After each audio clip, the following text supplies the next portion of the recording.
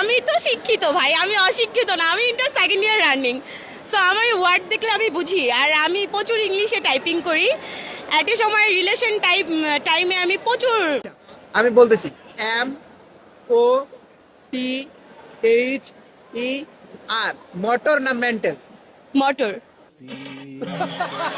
আসলে আপনার background study কতটুকু, এডুকেটেড পারসন, এই বিষয়গুলো জানতে গেলে একটু যদি ক্লিয়ার করে দিতেন। আমি হচ্ছে ইন্টার সেকেন্ড ইয়ার রানিং, রাজধানী আইডিয়াল কলেজ রামপুরায় ইন্টারে পড়ছি। আমি এখনো বাচ্চা, ছোট মেয়ে।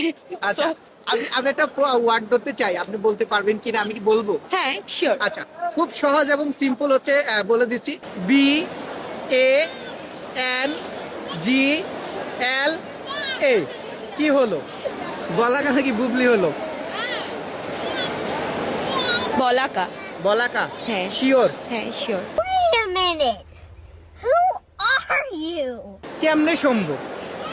আপনি বলছেন আমি ওয়ার্ড, আমি তো শিক্ষিত ভাই, আমি অশিক্ষিত না, আমি inter second year running. So আমার ওয়ার্ড দেখলে আমি বুঝি, আর আমি প্রচুর ইংলিশে টাইপিং করি।